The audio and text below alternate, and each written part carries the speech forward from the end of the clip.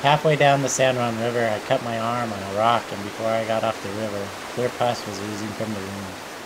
We kept traveling and searching for some new rivers for exploration. After a couple days of fruitless searching, my van was not running so well. My arm was swollen and throbbing, and a high fever finally convinced me to stop by the hospital. The doctor in the emergency room immediately started a few intravenous antibiotics and checked me into the hospital for what would be 7 days. After I was released from the hospital, I was almost out of money and my visa was about to expire, so I returned to the States.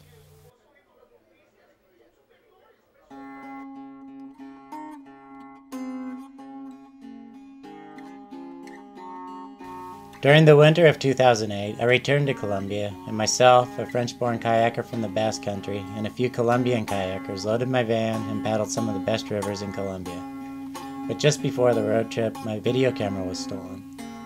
I have no video from the road trip, but I managed to take a few photos.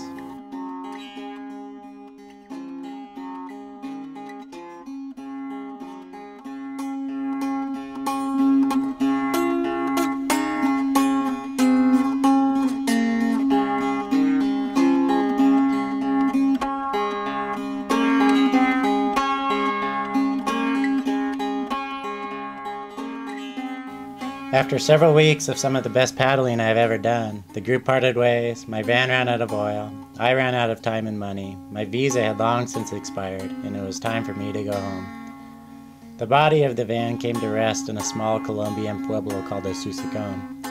I transported the engine in the back of a bus to Bogota, where it is hopefully being repaired by a mechanic and waiting for me to haul back to Asusacon, so I can continue from where I left off last year.